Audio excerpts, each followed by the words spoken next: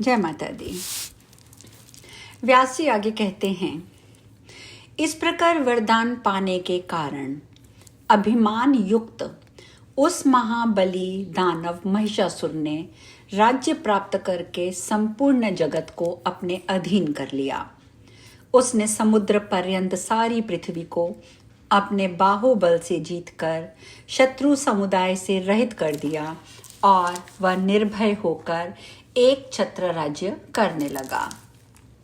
उसका सेनाध्यक्ष चिक्षुर महापराक्रमी एवं मदमत था।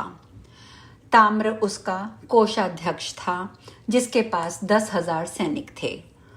उस समय असीलोमा, उदर्क, बिडालाख्य, बाष्कल, त्रिनेत्र तथा बलोन्मत्त कालबंधक, इन दानवों ने अपनी अपनी विशाल सेनाओं के साथ सागरांत समृद्धशालिनी पृथ्वी को घेर कर राज्य स्थापित किया।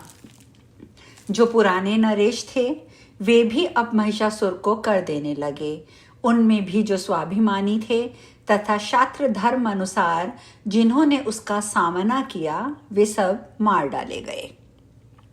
हे महाराज, संपूर्ण भूमंडल पर ब्राह्मण लोग महिषासुर के अधीन हो गए और उसे यज्ञ भाग देने लगे।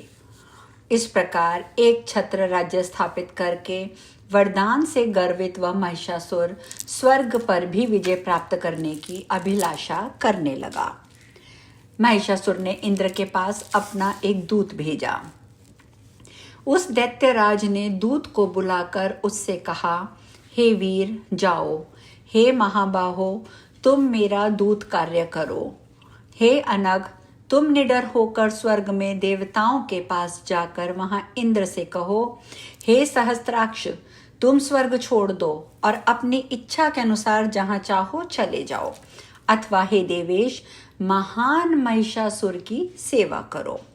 यदि तुम राजा महिषासुर की शरणागति स्वीकार कर लो तो तुम्हारी रक्षा अवश्य करेंगे। अतएव हे इंद्र, तुम महिषासुर की शरण में चले जाओ। अन्यथा हे बलसूदन, युद्ध के लिए शीघ्र ही अपना वज्र उठा लो। हमारे पूर्वजों ने तुम्हें पराजित किया है, अतएव हम तुम्हारा पुरुषार्थ अच्छे से जानते हैं।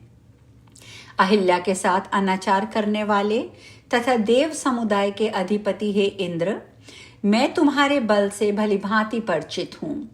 तुम मेरे साथ युद्ध करो अथवा जहां तुम्हारा मन करे वहां चले जाओ। व्यास जी कहते हैं, हे नृपश्रेष्ठ, दूत का वचन सुनकर इंद्र कुपित हो उठे। फिर भी उन्होंने मुस्कुराकर दूत से कहा, हे मंदबुद्धि, मैं ये नहीं जान पा रहा हूं कि तुम अभिमान के मद में इतना चूर क्यों हो गए हो। मैं तुम्हारे स्वामी महिषासुर के अभिमान रूपी इस रोग की चिकित्सा अवश्य करूंगा। इसके बाद मैं इस रोग को जड़ से नष्ट कर दूंगा। हे दूत, अब तुम जाओ और उस महिषासुर से मेरी कही गई बात कह दो। शिष्ट जनों को चाहिए कि वे दूतों का वध ना करें, अतः मैं तुम्हें छोड़ रहा हूं। वहां जाकर मेरी तरफ से कह देना, हे महिषी पुत्र, यदि तुम्हारी युद्ध करने की इच्छा हो तो शीघ्र आ जाओ। हे महिषासुर, तुम तो घास खाने वाले जड़ प्रकृति के जीव हो, अतः मुझे तुम्हारा बल ज्ञात है। मैं तुम्हारी सींगों से एक सुदृढ़ धनुष बनाऊंगा। तुम्हारे अभिमान का कारण मुझे विदित है। तुम्हें अपने सींगों पर बल है, उस बल पर गर्व है, अतएव तुम्हारे सींगों को काटकर मैं उस अभिमान बल को समाप्त कर दूंगा। हे महिषाधम, जिन सींगों के बल पर तुम गर्वोन्मत्त हो तथा अपने को सर्वसमर्थ समझते हो, केवल उन्हीं से आघात करने में तुम कुशल हो, युद्ध करने में तुम दक्ष नहीं हो सकते। व्यास जी बोले, देवराज इंद्र के ऐसा कहने पर वह दूत तत्काल वहां से चल दिया। वह उन्मत्त महिषासुर के पास पहुंचा और प्रणाम करके इस प्रकार कहने लगा। दूत बोला, हे राजन, वह देवराज इंद्र आपको कुछ भी नहीं समझ रहा है। देवसेना से संपन्न होने के कारण वह अपने को पूर्ण बलवान मानता है। उस मूर्ख ने जो कुछ कहा है, इसके अतिरिक्त दूसरी बात मैं कैसे कहूँ? सेवक को अपने स्वामी के समक्ष सत्य तथा प्रियवाणी बोलनी चाहिए। कल्याण की इच्छा रखने वाले सेवक को अपने स्वामी के आगे सदा सत्य तथा प्रिय वचन बोलना चाहिए। हे महाराज, यही नीति संसार में सदा से कल्याणप्रद होती आई है। किंतु यदि केवल प्रिय लगने वाली बात कहूं तो इससे आपका कार्य सिद्ध नहीं होगा।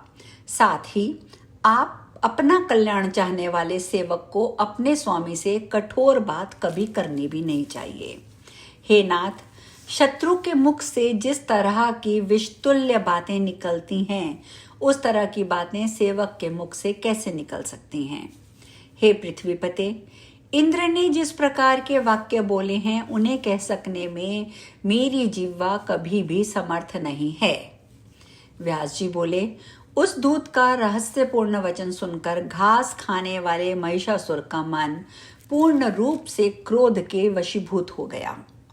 सभी दैत्यों को बुलाकर क्रोध के मारे लाल आंखों वाला महिषासुर अपनी पूंछ पीठ पर रख करके मूत्र त्याग करते हुए उनसे कहने लगा, हे दैत्यों, वह इंद्र निश्चय ही युद्ध करना चाहता है, अतः तुम लोग सेना संगठित करो, हमें उस देवधाम को जीतना है। मेरे सम्मुख भला कौन पराक्रमी बन सकता है? यदि उस इंद्र के समान करोड़ों लोग मेरे सामने आ जाएं तो भी मैं नहीं डरूंगा। तब उस अकेले इंद्र से कैसे डर सकता हूं? उसको तो मैं निश्चित रूप से मार डालूंगा। वह इंद्र शांत स्वभाव वाले लोगों पर अपने पराक्रम का प्रदर्शन तथा तपस्वियों पर अपने बल का प्रयोग करता है। वह मायावी, व्यभिचारी तथा दूसरे की स्त्री का हरण करने वाला है। वह दुष्ट अपनी अप्सराओं के बलबूते दूसरों की तपस्या में विघ्न डलवाता है। शत्रु की कमजोरी देखकर अवसरवादिता का लाभ उठाकर उस पर प्रहार करता है। वह सदा से पाप कृत्यों में रत रहने वाला तथा घोर विश्वासघात करने वाला है। भय के मारे उस छल्ली इंद्र ने पहले विश्वास प्रदर्शन के लिए अनेक प्रकार की शपथें खाकर नमुची नामक दैत्य से संधि स्थापित की, किंतु बाद में उस दुष्ट आत्मा ने छल पूर्वक नमुची को मार डाला।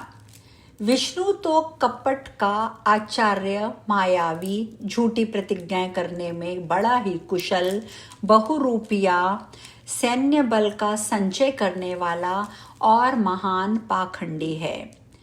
उसी ने सूकर का रूप धारण करके हिरण्याक्ष का वध कर डाला, नरसिंह का रूप धारण करके हिरण्याकश्यपु का संहार कर दिया। अतएव हे धनु के वंशजों, मैं उसका वशवर्ती कभी भी नहीं होऊंगा और देवताओं का कहीं भी कदापि भी विश्वास नहीं करूंगा। विष्णु तथा इंद्र ये दोनों मेरा क्या कर लेंगे? यहाँ तक कि उनसे भी अधिक बलशाली रुद्र भी युद्ध भूमि में मेरा प्रतिकार कर पाने में समर्थ नहीं हैं। इंद्र, वरुण, यम, कुबेर, अग्नि, चंद्रमा तथा सूर्य को जीतकर मैं स्वर्ग पर अधिकार कर लूंगा। अब हम लोग यज्ञ का भाग प्राप्त करेंगे तथा सोम रस का पान करने वाले होंगे। मैं देव समुदाय को जीतकर दानवों के साथ विहार करूंगा। हे दानवों, वरदान के कारण मुझे देवताओं का भय नहीं है। पुरुष से मेरी मृत्यु हो नहीं सकती, भला स्त्री मेरा क्या कर लेगी? हे गुप्तचरों, पाताल में तथा पर्वतों पर रहने वाले बड़े बड़े दानव वीरों को तत्काल यहाँ बुलाकर उन्हें मेरी सेनाओं का अध्यक्ष बना दो। हे दानवों, मैं तो अकेला ही समस्त देवताओं को जीतने में समर्थ हूँ। फिर भी शोभा बढ़ाने की दृष्टि से आप सबको भी बुलाकर देवताओं के साथ होने वाले संग्राम में ले चलूंगा। मैं अपनी सींगों तथा खुरों से देवताओं को निश्चित रूप से मार डालूंगा। वरदान के प्रभाव से मुझे देवताओं से कोई भय नहीं है। देवता, दानव तथा मनुष्य सभी से मैं अवध्य हूँ, अतः आप सब देवलोक पर विजय प्राप्त करने के लिए अब तैयार हो जाएं। अब आगे महिषासुर ने दैत्यों को क्या कहा, ये चर्चा हम कल करेंगे। आज यहीं विश्राम लेंगे। जय माता दी।